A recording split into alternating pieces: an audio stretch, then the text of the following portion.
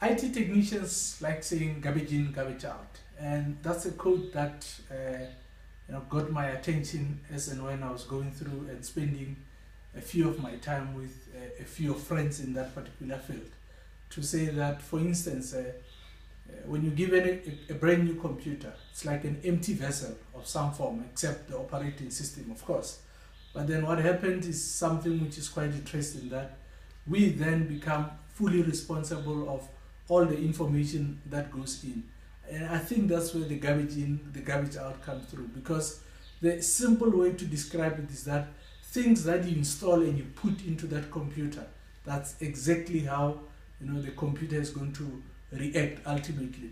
So what it's doing actually, I think is doing something which is more similar to how our minds operate, and that is creating references. That the more stuff you feed into the computer, the more references it builds up, that in future, if you need to reference on something, that you can easily go and search on that thing and then get the answer to it.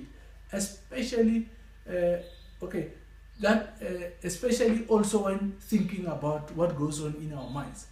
The only trick about our minds is that we have a lot of negative references, and for that matter, it becomes 10 times more difficult for us to even see a positive thing out of a simple thing.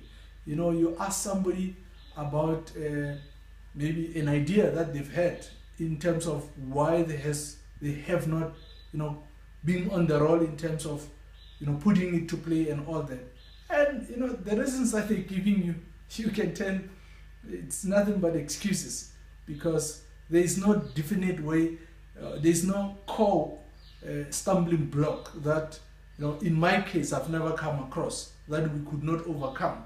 And that goes to say that we can make all the excuses that we want in the world, but if those excuses are not getting us anywhere closer to the type of goals that we're looking for, then maybe they're as good as useless. And if they're as good as useless, why even embark on them in the first place? It's just something maybe you might want to have a thinking about.